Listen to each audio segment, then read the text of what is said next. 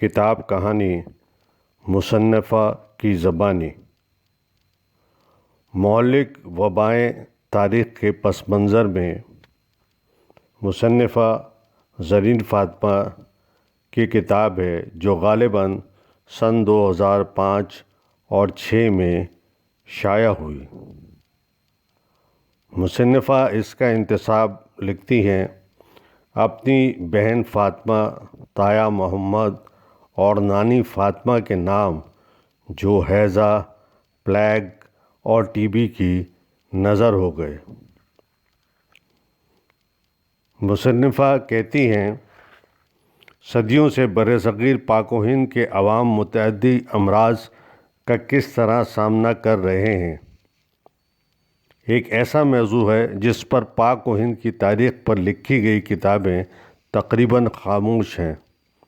شاہوں اور امراء کے کلچر، محلاتی سازشوں اور قتل و غارت گری کی تاریخ لکھنے والوں کو قحط اور وبا کا شکار ہونے والے عوام سے کوئی دلچسپی نہ تھی، کیونکہ اس تحریر سے نہ زر کی امید تھی نہ زمین کی۔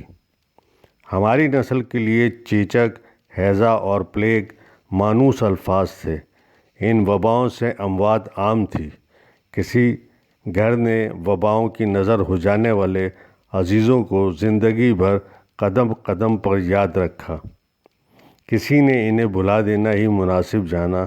انہیں بھلا دیا جائے یا یاد رکھا جائے، ان کا وجود اپنے عہد اور وقت کی سچائی تھا، ایک گمبھیر سچائی۔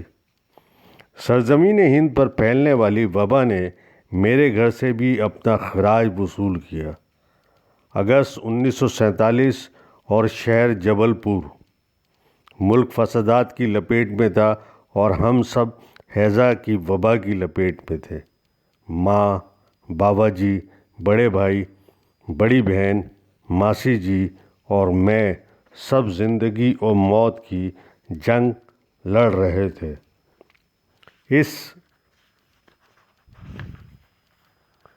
اس مہلک وبا نے میری 14 سالہ بہن کو چھین لیا۔ صرف ایک دن میں، صرف 24 گھنٹے کے اندر میرا بچپن موت کے اندھیرے میں ڈوب گیا۔ ان بھیانک دنوں کو میں کبھی فراموش نہیں کر سکی۔ وہ بچے، وہ میرے بچپن کے ساتھی، میرے پیارے عزیز دوست جو کبھی تھے اور پھر نہیں تھے، یہ ہونا اور پھر نہ ہونا۔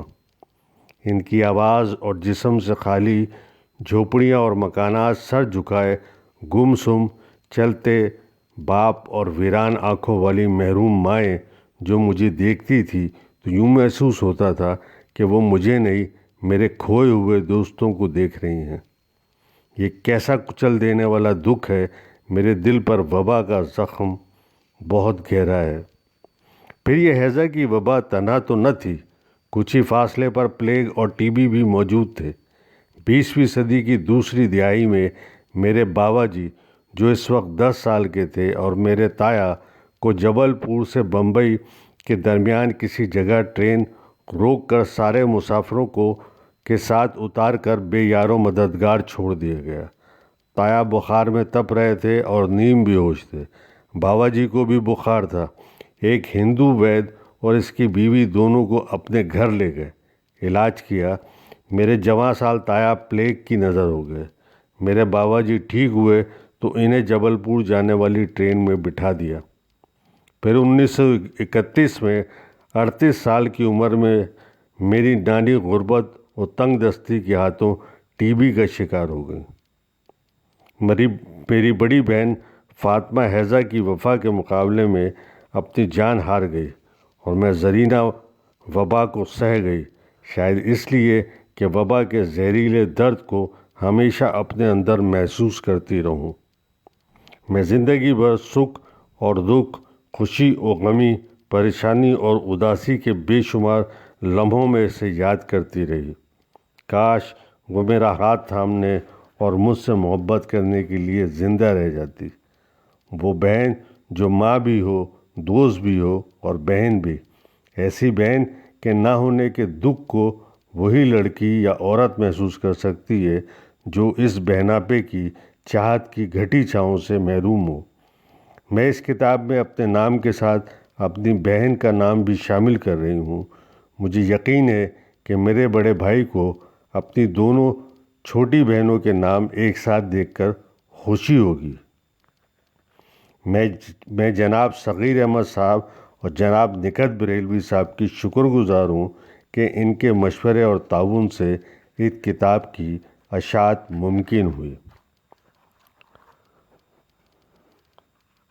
ناظرین، اس کتاب میں جو مضامین ہیں ان میں شامل ہے بیکٹیریا کی کہانی، ہیضہ، پلیگ، چیچک، ملیریا، ٹی بی اور کوڑ۔ اس کتاب میں مصنفہ لکھتی ہیں، وبا کو کبھی قہر خداوندی مانا گیا اور کبھی دیوی دیوتا بنا کر اس کی پوجا کی گئی۔ پہلی جنگ عظیم میں بندوق کی گولیوں اور توپ کے بارود سے مرنے والے فوجیوں کے مقابلے میں دگنا سپاہی بیماریوں کا شکار ہوئے۔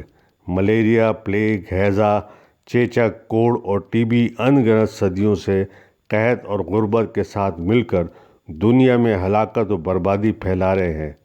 کتنی ہی قوموں اور تہذیبوں کا نام و نشان مٹ گیا، لیکن حقیقت میں یہ تباہی و بربادی انسان ہی کے ہاتھوں ہوئی ہے۔